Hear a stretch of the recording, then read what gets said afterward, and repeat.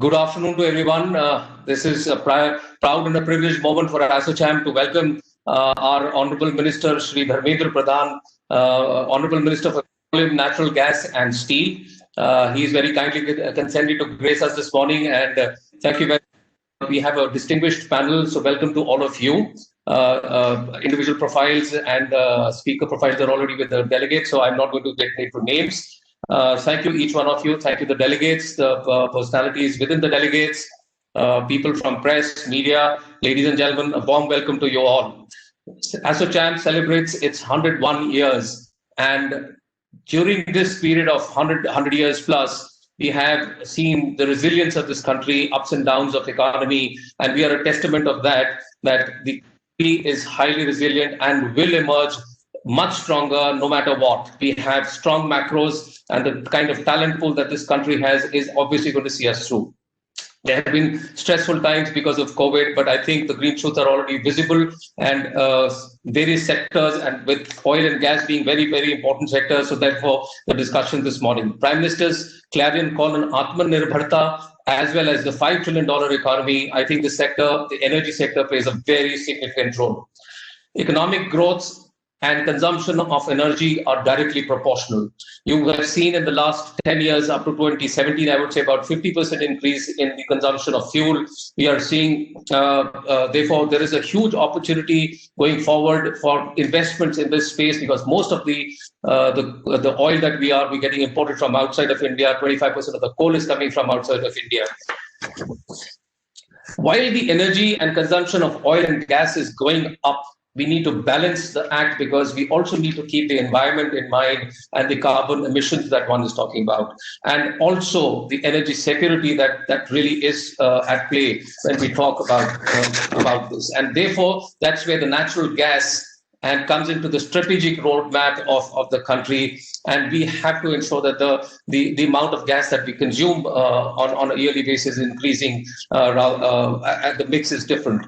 And you would find that the government has come up with newer targets. We're talking about 10% by 2025, another to 15% by 2030 from the current of 6.2 levels. ASSOCHAM engages with the government, engages with the department, the minister personally, to ensure that we all are in sync and are taking this discussion and things forward. I'm sorry, I just had a bit of a blip there. Taking the discussions with the government and on a continuous basis, and the Council of Oil and Gas works well with this. To come to the final point that I wanted to make before I would invite Sumanji to speak, becoming Atmanirbhar means that we need to have huge amount of investment in this sector, and the relevance and importance of pipeline and the grid is extremely important, sir. We are talking about 1,000 to 3,000 crore investment in this sector is something very, very heartening and very crucial and important this time. And most important, the 2 points that you've already undertaken is the unified tariff gas price system and the Indian gas exchange. So transporting of gas and the price at which the gas is bought by the consumer would play a very significant role. And if GST coupled with credits with this would make this industry exceptionally competitive and ready for tomorrow. With these words, once again, a very, very warm welcome to you, sir. And now I would request Sumant Sinha ji to share his words. Yeah, thank you, Deepak. On behalf of ASSOCHAM and my personal behalf, it is indeed a great privilege, sir, to have Shri Dharmendra Pradhan ji, the Honorable Minister for Petroleum and Natural Gas and Steel, and to also welcome my industry panelists and colleagues. I think energy is, without any doubt, the fulcrum, the pivot around which the whole economic growth needs to happen. And clearly, I think, therefore, the minister plays a very, very important role in shaping India's economic growth as part of his responsibilities, and making sure that we have a good facilitative environment for industries within which to operate, and ensure that this continued economic growth happens. So in terms of the energy area specifically, we all know that there has been significant growth in India's energy consumption in the last 10 years or so. It's grown by almost 40-50%. But despite that, we also know that India's per capita consumption of energy is almost a third of the global average. And therefore, as we look to the future, it is very clear that there will be significant new capacities that will have to be created, significantly huge, bigger amounts of energy that will have to be made available to India's population for a whole host of activities. And therefore, there are in some ways three fundamental issues that we have to look at in the energy sector. The first, of course, is the issue of better energy access for all of our people. The second is energy security. How do we make sure that as a country we reduce our dependence on overseas sources of oil and energy in general? And the third, and now increasingly becoming more important, is the area of sustainability and the area, therefore, of energy transition. We also know that India has committed under the Paris Climate Accord to reduce our energy intensity of GDP by almost 33 to 35% by 2030. A recent report that came out showed that we are well on track to meeting this target. And in fact, we are the only country in the world that is likely to meet our Paris climate commitments. And so therefore, this is, I think, a very important step forward. But what we also therefore know is that there is an energy transition that will need to continue to happen. And so we're at this interesting point in our country's evolution where we need to have higher and higher amounts of energy be made available to our population for the economic growth that we require and for improvement in living standards. But at the same time, we have to keep at the back of our minds the issue around sustainability and energy transition in mind as well. And as I look at the future, I see that the intersection between the electricity side of energy and the energy side, as it were, will continue to become more interconnected. And through things like green hydrogen, through things like, I think, other areas of mobility, I think this intersection is going to become a bigger and bigger aspect as we go forward. And that in some ways hopefully fosters and improves the energy transition and allows us to improve our commitment towards the Paris Climate Accord as well.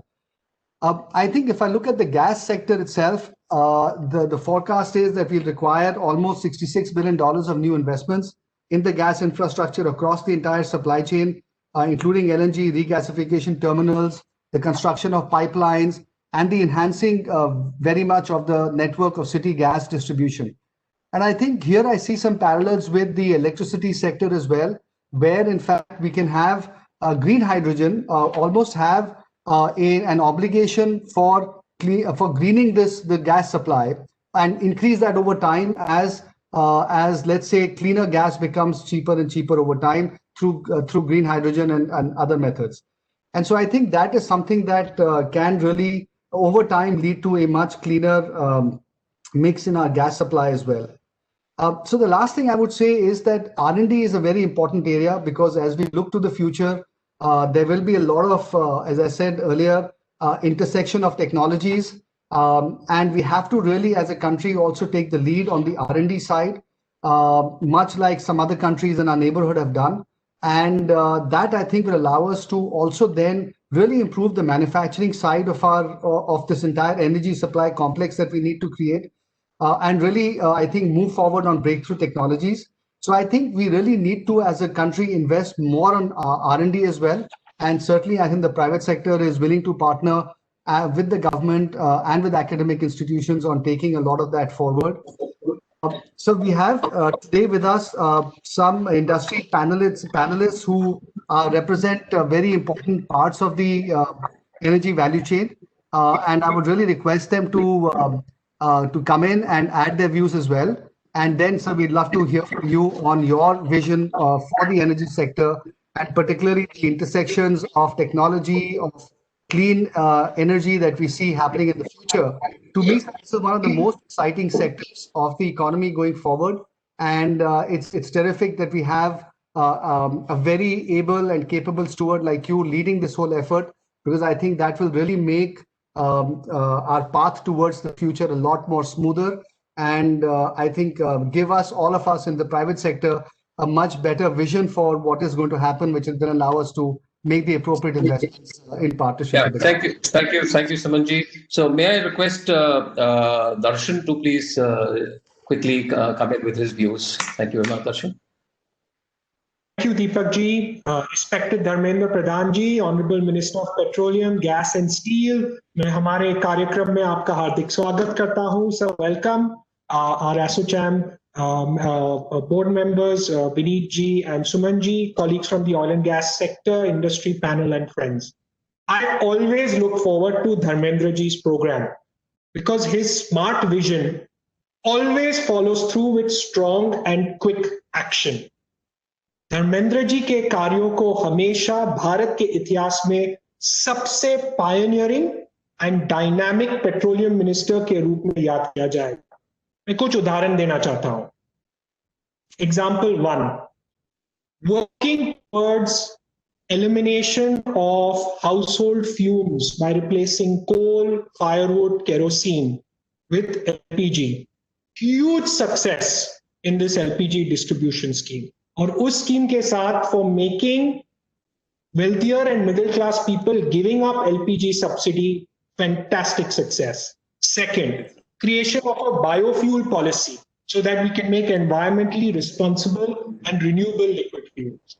Third, focus on substituting coal and diesel with environmentally friendly and cost-effective natural gas in many ways. Almost the entire country, every inch of the country is covered now with city gas licenses being awarded. Creation of the unified tariff we've already talked about. Opening up different types, opening up fuel retail in such a way that the same retail outlet can become the hub where you can get petrol, diesel, electric, hydrogen, gas, LPG, everything in one outlet. This will be a true unique creation, and it will be something that will allow complementary skills of different kinds of assets coming together. Dharmendra ji in his tenure will see at least 4 new natural gas terminals come up. He has already inaugurated Mundra. Jaigarh terminal, I hope he will inaugurate in March. Dhamra and Kakinada, both are expected in 22 and 23. The reforms don't stop there. GAIL unbundling has received cabinet approval. BPCL is looking at being privatized. Price control regime in domestic E&P is going away. So these are very, very large contributions. We have such high hopes with Atmanirbhar Bharat and the National Infrastructure Pipeline. It is Pradhanji's attitude of creating forward-thinking policy, attitude of consultation with industry, that we can see that positive results are already on the ground. One example I'll give you of last month, for making the natural gas grid work, all of us were struggling with right of user acquisition. The Petroleum Ministry is working on completely reforming the way compensation is given. There was a good joint session. I attended it. Reliance attended it on behalf of private sector. All the PSUs were there. But the open attitude of the government to understand the problems on the ground and create policy is amazing. One of the biggest contributions is to balance development of the country. Dharmendra ji's focus on East and Northeast, Haldia Jagdishpur pipeline, Urja Ganga, Indra Dhanush, all will yield amazing results. I'm personally encouraged and excited about the transformation that we will see all over the country. Dharmendra ji rail मंत्री नहीं है, बल्कि petroleum के bullet train मंत्री है. That's the way I see it. Sir, आज के programme में हम अपने इंडस्ट्री लीडर से ऑयल एंड गैस इंडस्ट्री में उनके काम, उनके विचार, उनकी कठिनाइयों के बारे में बहुत, क्योंकि समय बहुत शॉर्ट है, सुन लेंगे. But I am sure that प्रधानमंत्री के विजन और आपके डायरेक्शन को लेकर आत्मनिर्भर भारत को ग्रैंड सक्सेस बनाएंगे. Thank you once again for coming to this program. Thank you, Darshan. I think I was just with Honorable Minister Gadkari on a parallel session, and we were talking about these 22 new alignment roads, which would have these multi-fuel stations, and that's a real big thing which will happen for the country. I think extremely important for the complete transition of the way the energy consumption would take place, whether it is in the factories, houses, or on the roadsides for your vehicles. So perfect. Thank you so much for sharing those. Yes, that's a new connotation. Not a rail mantri, but a bullet train mantri for the natural gas and oil. So That's a beautiful capturing for the social media this morning. Let me now get Mr. Sunil Duggal to share his thoughts with us. Thank you, Deepak ji. I hope I am audible. Thanks for inviting me. Hanji Sunil ji, you're audible. Please go ahead. Yes, Dharmendra Pradhan Sahab, Deepak ji, Darshan ji, Sumit ji, my industry, ladies and gentlemen. Very happy to be here, and thanks to ASSOCHAM for having invited me here to speak my views. A lot has been said in the oil and gas sector and the contribution it has to make in the energy security of the country. I'm very happy and congratulate ASSOCHAM for the annual event and the annual day. And as was told that this is 101 annual day event which is being celebrated. So my compliment, my appreciation, my side and my company side. So as the topic suggests that the role of energy in the building the energy security of the country and 5 trillion economy. So all of you know that we have passed through a very difficult time in the last few months' time. In some parts of the world, the oil, the crude has been sold at the negative cost also. The industry has passed through a very, very difficult time. But the good thing is that all of us have survived. The government played its role, and the way the government supported, we have been able to sail through, and we are in a much better situation today. We have been able to sail through, and we are pushing up the project at Vedanta. We are doubling the gas production this month, and the contribution of our gas production in building the energy security of the country and decarbonization and reducing the carbon footprint is also going ahead. So, apart from what has been said, some additional views from my side. Of course, oil and gas plays a very, very important role in building the energy security of the country, and the government has taken very bold steps in the direction of the Atmanirbhar Bharat. Some of the support the government has coming forward in the form of reform. Recently, the gas marketing freedom has been granted, and now the gas exchange platforms are coming up. And apart from that, the way the gas distribution network is being laid in the country. So there is a great vision which has been set up. As some of you have also said that India is committed to reduce the carbon footprint by around 35% by 2030. And I may also tell you that the gas contributes 60% less carbon emission for 1 unit energy generation. Looking at the gas kitty in the overall kitty, it's around 6% today, and the vision is to take it to 25% by 2030, by way of which we will also be able to reduce the carbon footprint.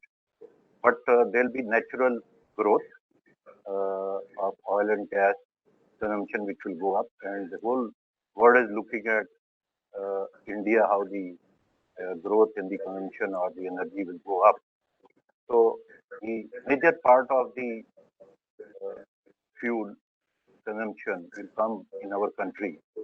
So we have to play a very, very big part in building the energy security and contribution of the domestic production. As we speak today, we have a contribution of around 15% to the oil production, domestic oil production in the overall kitty. We vision we can take it up to around 50% in 2030. And if the contribution is around 6% to 25% in the overall energy basket, I have done my math. It requires around 100 billions of $100 billion of investment. And as a result of that, if this investment comes, and as I said, the 6% gas contribution goes to the 25%, and we also build the energy security of the country by contribution of 50% from the domestic production. It can contribute additional 1 lakh crore to the city of the government, and the huge revenues could also be generated. There is a multi-purpose which can be served: energy security building up, the carbon footprint reduction, and the additional revenues which are generated by. Sunilji, may I request you to please conclude? Okay. So what I want to say is that this sector is very exploration intensive. We have to focus a lot on the exploration. We have to incentivize, we have to liberate industry where we don't have to ring fence the exploration with the monetization. We have to free the industry, and the additional support, if as a small percentage of what the additional revenues will be generated for the government. I may also put on record here that 50% of the revenues which are generated by the oil company, domestic oil company, 50% of that goes back to the government against zero from the import. So I wish the way the government has started thinking, and under the leadership of Honorable Dharmendra Pradhan ji, the additional reforms will be brought, and there will be additional encouragement for the industry will be done, by which we will be liberated and we will be able to realize our dream of Atmanirbhar Bharat and $5 trillion economy. Thanks for inviting me. Thanks for listening. Thank you very much, Sunilji. We'll come back to you once there are some session after the minister has spoken. Sureshji, I may request all the speakers if we can stick to about a couple of minutes as a first round, and then we will always come back. We will get enough time for the minister to speak as well. Thank you so much.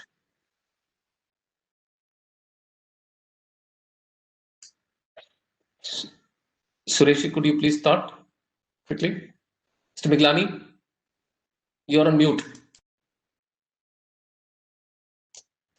Mr. Miglani, you're on mute. Please unmute yourself. Starting. Yeah, I'm starting. Yeah. It is. Yeah. I think it has to be unmuted by. No, it is unmuted. You please start. Yes. It is unmuted now. So good afternoon. Am I audible now? Good afternoon, Honorable. Yeah. Good afternoon, Honorable Minister of Petroleum and Natural Gas, Shri Dharmendra Pradhan sir, and distinguished fellow speakers.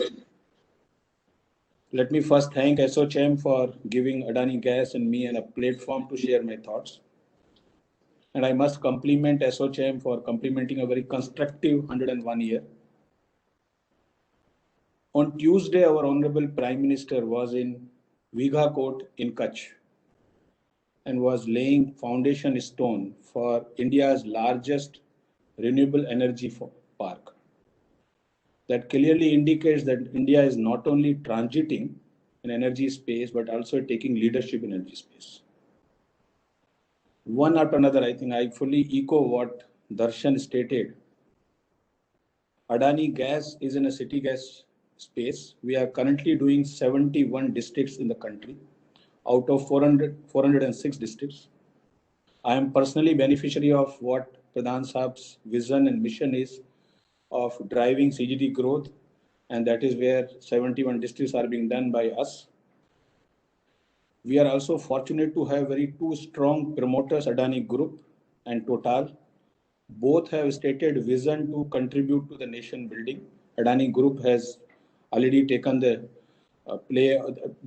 position of largest renewable player, and we have a commitment to develop one largest world portfolio in the country. Total also has laid down its vision of developing 35 gigawatt by 2025 renewable energy. So to us, actually, it is not only energy space. I am seeing actually India in multifaceted transition happening, whether it is energy, infrastructure, transport, education, agri, everywhere. So many developments Darshan stated, what we see is a complete multi-pronged strategy of Government of India with a very strong visionary leadership of Prime Minister of India and a mission mode working of Honorable Minister Shri Dharmendra Pradhan Sahab on each aspect of an energy or natural gas development, infrastructure development. The multiple strategies that city gas distribution, 9th and 10th round has brought India to a center stage. There is a fuel retailing complete reform. There is a major push on Satat scheme for developing 5,000 bio-CNG stations. There is a huge focus on hydrogen and then renewable. Please conclude. So completely every aspect is being pushed and given a complete thrust which is required for nation building. We are very optimistic. India is not only transiting but taking a leadership role in energy space. Government is fully focused and working in a very mission mode way to transit India to energy justice, not only energy security, which will provide energy access, energy security, energy affordability to entire population of the country. Time is very short. I could speak a lot about energy space and what all good works are being done by Government of India, Petroleum and PNGRB to develop city gas distribution, pipelines, LNG, upstream, a very cocktail of policies, all favorable for the sector development. Thank you very much for giving the space. And in second round, if the opportunity comes, I will speak more. Thank you very much. Mr. Miglani, thank you for your understanding, and we definitely with you on this because there's so much more that can be done and spoken in this. But the Honorable Minister has a limited time at this meeting, so may I go to the next. Please, space. Thank you.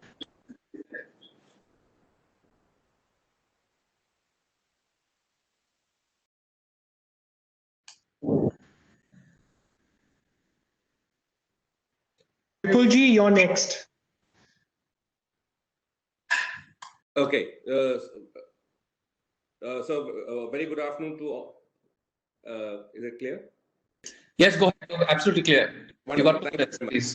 Thank you, Mr. Sood. Very good afternoon to all the panelists on this, and we really want to thank ASSOCHAM for giving us this platform for interacting with the industry leaders and with our very honorable and dynamic and young Minister for Petroleum and Natural Gas. It has been really a treat and wonderful to deal with him over the during his tenure, and I can tell you that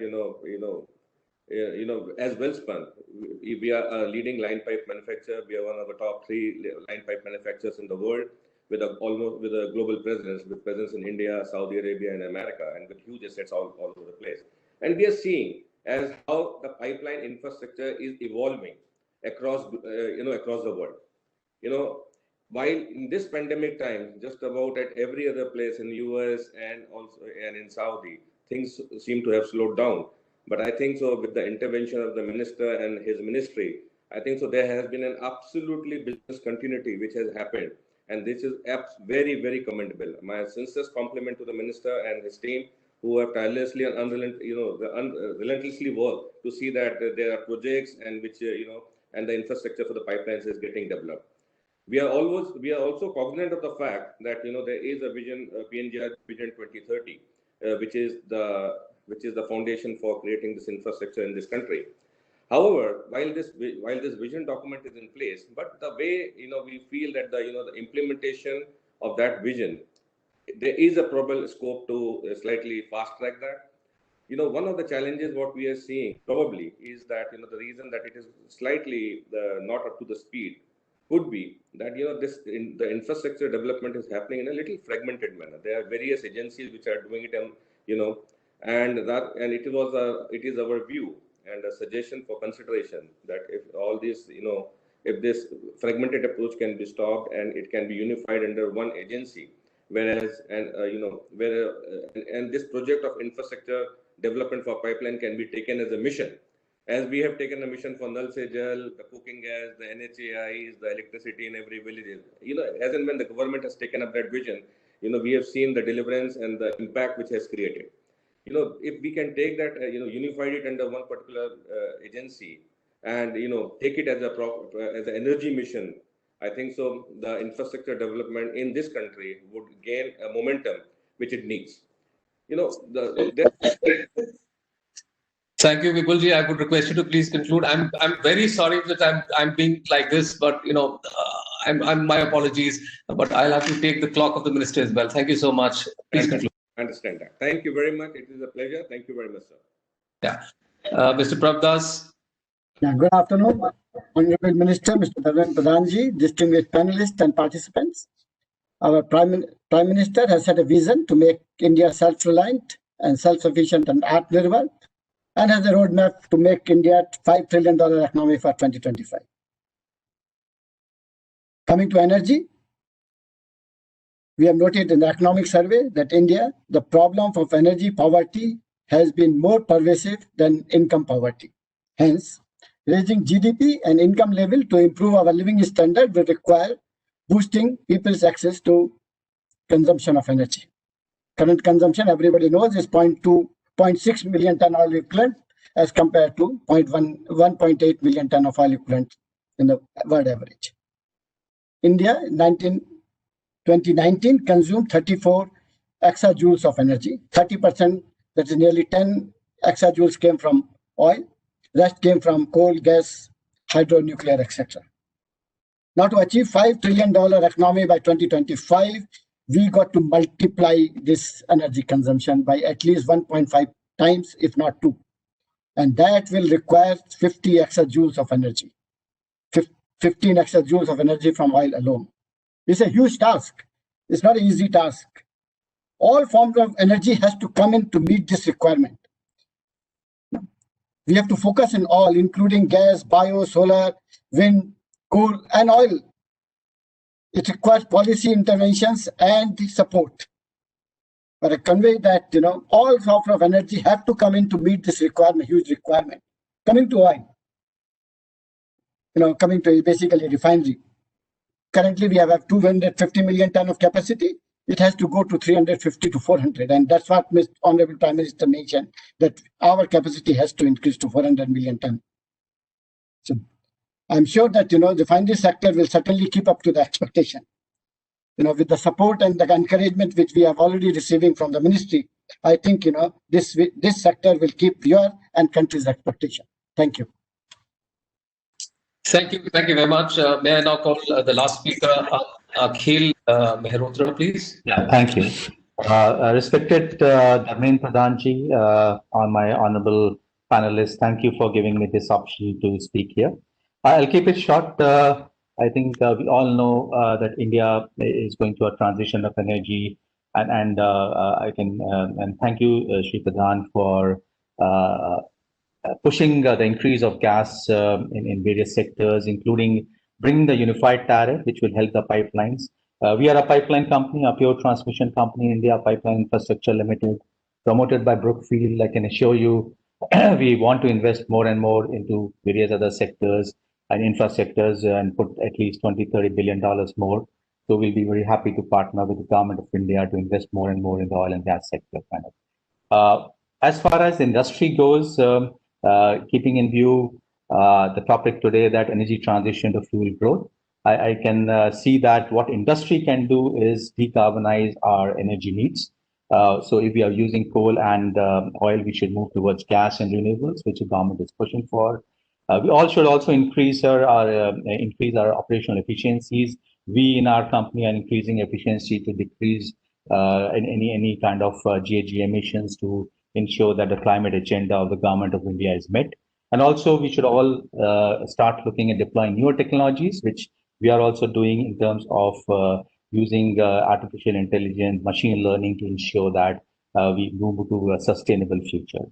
On the government side, I'll request that if you can push, you're already doing, sir, if you can push for usage of more gas, say in power sector, which acts as an anchor load, that will help pipelines to have better utilization. But definitely unified tariff will help us a lot. And also, while laying new pipelines, there are various kind of approvals which gets delayed. If that can be simplified, that would be a request from the industry side. In the end, I will say that the objective of GDP growth and climate concerns are not discordant. Europe has done a huge, met a lot of GDP growth without even meeting the climate concerns. So even India can do it, and Shri Pradhan, you are doing a lot of work in that, and we continue to work with you as industry, as ASSOCHAM to help deliver that objective. Thank you very much, and we can speak. Thank you very much. Very quickly, Honorable Minister, we on this opportunity are also releasing a report which is talking about the pipeline infrastructure. And had it been a physical day, we would want to be with you to release the report, but request you to please announce the release of the report. And I will request now, Nilay. Thank you so much, Honorable Minister, for that. The copy is already with you. We would love to have a picture of you with this report. Thank you so much. And very quickly, Nilay, request you to please share a brief of this in a couple of minutes, and then we go to the Minister to address us, please. Thank you so much. Absolutely, Deepak. Honorable Minister, thank you so much for releasing the report. This essentially highlights the significance of pipeline infrastructure in achieving energy security for the country, and especially environmental goals. So we believe this becomes very important given the sharper focus, the rebound that we're expecting in economy is likely to lead to enhanced use of energy resources. So we're well aware and proud of India's push towards reducing carbon emission. In that background, the report speaks about natural gas as a balancing fuel and the necessary step to achieve the target milestones in that direction.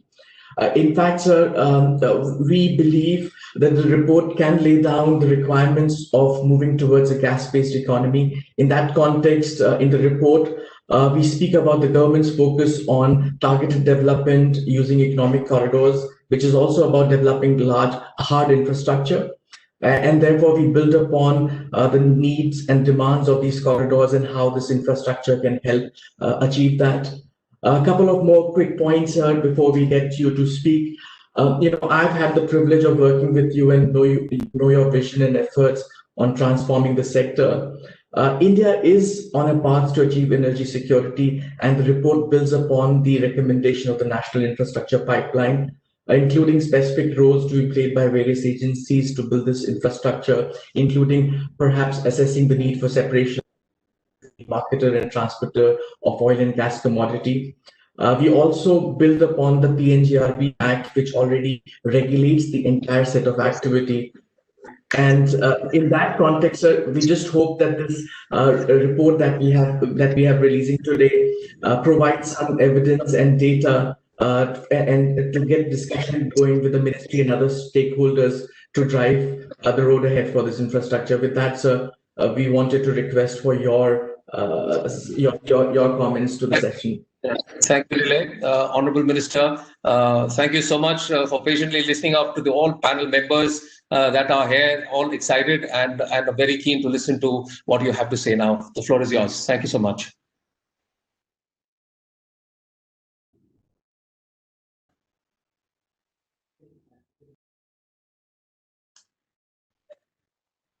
Niranjan Hiranandani, President ASSOCHAM, Captain of Indian Industry, distinguished guests, ladies and gentlemen. At the outset, let me take this opportunity to convey my congratulations to ASSOCHAM, one of the apex Chamber of Commerce of India, on its centennial anniversary. It is indeed a pleasure to present my views on a very apt theme for the energy sector, energy transition to fuel India's growth path. Friends, speaking at the Climate Ambition Summit last week, Honorable Prime Minister Shri Narendra Modi ji announced that Centennial India is 2047 will not only meet its own targets, but will also exceed your expectations. The core of our government's efforts is to achieve a growth path that is sustainable, keeping in view our national priorities and resources. I'm sure you will agree that the energy sector will continue to play a pivotal role in our national development and in realization of the $5 trillion economy in the near future. India is currently using only 6% of the world's primary energy. Our per capita consumption of energy is about 40% of the global average. This, however, is rapidly changing. India is now among the fastest growing large economies of the world with a strong determination to end poverty, including energy poverty. in the country. This demands rapid expansion of energy consumption and energy security. Our government is committed to meet both this end in a sustainable manner. During the last 6 years, India's energy landscape has undergone a transformational change. We are now the third largest energy consumer in the world after US and China. The COVID pandemic continues to inhibit conduct of normal activity. We also have clear indications of improvement and a gradual increase in activity across all states and sectors of our economy. We're already reworking the traditional strategies, not just to mitigate the efforts of pandemic, but to build back better. We see a reflection of these efforts in how India's energy sector has bounced back with remarkable resilience. Our energy demands have almost recovered back to pre-COVID levels, particularly for petroleum products. On the back of the rejuvenation of economic activities, we are confident that this recovery path in energy demand growth in India will sustain in the coming months. Friends, today, globally, energy producers and consumers are calibrating their approach towards transition of energy sector by careful assessing the deep impact of COVID-19. In India, we are all well ahead of the curve by not only revamping our energy sector by profound reforms, but also clarifying the vision of the post-pandemic phase. The energy transition and roadmap of India has been outlined by Honorable PM. Speaking at the India Energy Forum in October this year, Prime Minister Modi has defined 7 key drivers: accelerating of efforts to move towards a gas-based economy, cleaner use of fossil fuels, particularly petroleum and coal, greater reliance on the domestic source of biofuels, achieving renewable target of 450 gigawatt by 2030, increasing contribution of electricity to decarbonize mobility, moving into emerging fuels including hydrogen, and digital innovation across all energy systems. There is an all of the government approach to realize the energy transition roadmap. Our government is converting COVID impact challenges into opportunities. We have initiated the most significant reforms as envisioned by Honorable Prime Minister Modi in building an Atmanirbhar Bharat or self-reliant India. We have already initiated reforms to transform India from being just a passive market to an active manufacturing hub at the heart of the global value chains. We are partnering with the industry and other stakeholders in realizing this vision. On the energy front, we are developing a clear roadmap of Atmanirbhar Urja for Atmanirbhar Bharat. We have to ensure energy justice and end energy poverty in the country. This means more energy to improve the lives of the Indians with smaller carbon footprints. Our energy sector will be growth-centric, industry-friendly, and environment-conscious. Friends, let me illustrate enormous opportunities in the energy sector that several of you are already participating. There is a lot more that Indian industry needs to embrace as a partners in this progress. There has been a paradigm shift in the philosophy of government from revenue generation to production maximization to enhance the domestic production of crude oil and natural gas. Several policy initiatives taken and reforms initiated, including facilitating the ease of business for the exploration and production sector. We now allow 100% FDI in exploration and production projects and also permit 49% FDI in public sector refining under the automatic route. We have created a friendly tax regime for sovereign wealth and pension funds. These reforms are translating into increased FDI flow in the sector. We are also encouraging the Indian companies to widen their engagement with multinational companies, broadening opportunities for them to participate in oil and gas exploration in India. We are ushering a gas-based economy by increasing the share of national gas, natural gas, in India's primary energy mix from 6.2% to 15% by the year 2030. Honorable Prime Minister Shri Narendra Modi announced last year the target of one nation, one gas grid. India is set to expand the natural gas grid to 34,500 kilometers by adding another 17,000 kilometers of gas pipeline. Our regasification capacity of existing 42 million metric ton per annum will be expanded to 61 million metric ton per annum by year 2022.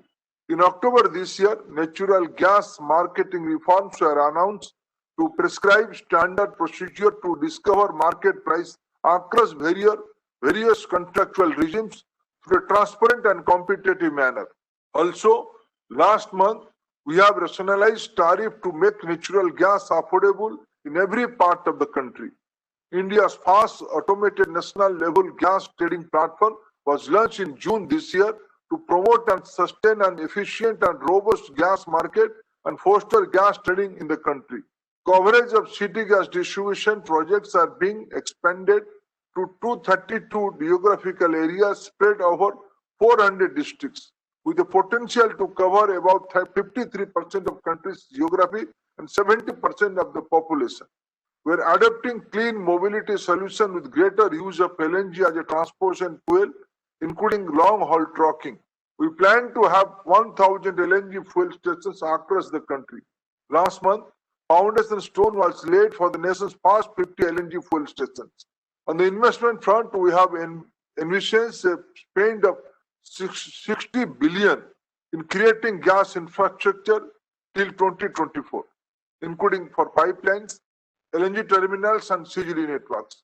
Our government has embarked on a massive program on alternative fuel for enhancing India's energy sustainability. We are tapping into huge biomass potential through national biofuel policy. India's oil marketing companies are ahead of the curve, having already committed to set up 12 2G biorefineries and ethanol blended petrol. We are boosting rural economy by waste to wealth generation under the Sustainable Alternative Towards Affordable Transportation initiative. We are setting up 5,000 CBG plants by 23-24 with production target of 15 million metric ton with an investment about $20 billion. Our government is also giving a push to adopt hydrogen fuel mix. Last month, we launched the hydrogen enriched compressed natural gas HCNG plant and dispensing stations in Delhi, and the first set of buses with HCNG have been rolled out. Major oil and gas companies have taken a lead by promoting International Solar Alliance in addition to installing renewable energy capacities through independent efforts. This year, we have achieved the milestone of completely filling all the strategic petroleum reserves with a total capacity of 5.33 MMT, constructed at Visakhapatnam, Mangaluru, and Padur. We have initiated the process of establishing another 6.5 MMT commercial cum strategic petroleum storage facilities at two locations at Chandikhol and Padur under the public-private partnership model. Friends, all projections validated the efforts of Government of India towards our pathway to energy transition. There are enormous business opportunities and the members of the ASSOCHAM should take advantage of in the coming days. Ease of doing business is our utmost priority. We have established dedicated project development cells and foreign direct investment cell in all ministries for handholding and facilitating domestic and foreign investors. Adequate measures and safeguards have also been taken to address the concerns of businesses and investors arising out of the COVID pandemic. Our national credibility opens up doors and provides the revenue to business and that translates to more jobs in India. Our companies are also looking at the business interests abroad because at the end of the day, they know it is contributing a national growth and greater employment in the country. ASSOCHAM has been successfully representing the interests of trade and commerce in India and abroad. We urge the organization to continue with its efforts to promote both domestic and international trade, technology and investments. I invite ASSOCHAM members to partner with all energy ministries and join Atmanirbhar Bharat Urja initiatives. I look forward to the outcomes of the deliberation of the ASSOCHAM Foundation Week 2020. Thank you, friends. Thank you very much, Honorable Minister, for your address. May I request Darshan to take over, please? Dharmendra ji, your detailed plan and roadmap is clear as always. I believe even time is short, but it has answered all questions, and it is a strong silver lining and roadmap for the post-COVID world. I'm enthused, I'm excited. There is so much opportunity, and I'm sure ASSOCHAM members and the whole oil and gas industry will take this up in the right way. I want to take this opportunity to thank all the delegates, my colleagues, friends from the oil and gas industry, ASSOCHAM management, thank my hydrocarbons committee, thank the Petroleum Ministry for its continuing support, cooperation, and collaboration. Most importantly, Dharmendra ji, I thank you not only for your time and gracing us with your presence, but your strong and encouraging words as always. Thank you so much, sir.